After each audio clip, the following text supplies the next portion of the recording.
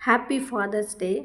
Fathers டே ஸ்பெஷலாக வந்து காளான் பிரியாணி பண்ணலான்னு, தம் பிரியாணி பண்ணலான்னு சொல்லிட்டு எல்லா திங்ஸு அதுக்கு தேவையான திங்ஸ்லாம் எடுத்து வச்சுருக்கேன். ஃபஸ்ட்டு வந்துட்டு அந்த குவான்டிட்டிக்கு தகுந்த மாதிரி பேன் எடுத்து வச்சுக்கோங்க. அரிசி வந்து 20 மணி நேரம் 20 மினிட்ஸ் ஊற வச்சுக்கணும்.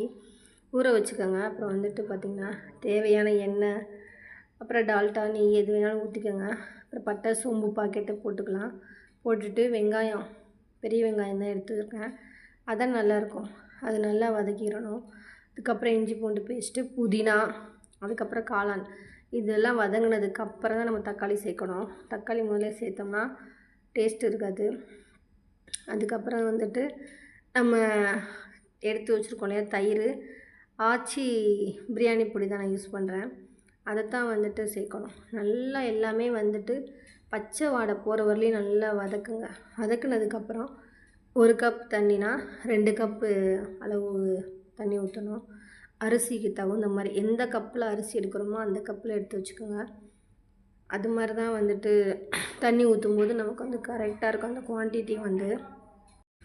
பசங்க வீட்டில் இருக்கும்போது இந்த மாதிரி நம்ம பொறுமையாக பண்ணி தரும்போது, அவங்களுக்கு பிடிச்சது பண்ணி தரும்போது அவங்க நல்லா விரும்பி சாப்பிடுவாங்க இல்லையா. மாம்பழம் தான் வாங்கியிருந்தேன். செம்ம டேஸ்ட்டாக இருக்குங்க. என்னன்னு தெரியல, நான் சின்ன வயசில் சாப்பிட்ட மாம்பழம் மாதிரியே இப்போ வந்து டேஸ்ட்டாக இருக்குது. பசங்களுக்கு அதுவே நான் ஸ்நாக்ஸாக கொடுத்துட்றேன். அப்புறம் தக்காளி, இஞ்சி பூண்டு பேஸ்ட்டு எல்லாம் வாங்கினதுக்கப்புறம் கடைசியாக வந்து தயிரும் அந்த மசாலாவும் சேர்த்துக்கலாம். இந்த மாதிரி தாங்க இருக்கும். கடைசியில் கிரேவி சூப்பராக இருக்கும். இந்த மாதிரி எண்ணெய் மிதக்கிற அளவுக்கு கொஞ்சம் எண்ணெய் ஊற்றிக்கோங்க, நல்லா டேஸ்ட்டாக இருக்கும். இந்த கப்பில் தான் நான் வந்துட்டு அரிசி எடுத்துருக்கேன். ஸோ 2 கப் தண்ணி ஊற்றிட்டு ஒரு 15 நிமிஷம் ஸ்லோ ஃப்ளேமில் வச்சுட்டு இதுக்கப்புறம் தான் அரிசியை சேர்க்கணும். உடனே அரிசியை சேர்த்திங்கன்னா அது குழக்குலன்னு இருக்கும்.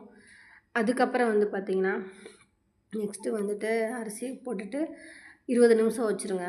அவ்வளோதான். அதுக்கப்புறம் ரெடி ஆயிரும். அப்பாவோட அன்பை வார்த்தையால் சொல்லவே முடியாதுங்க.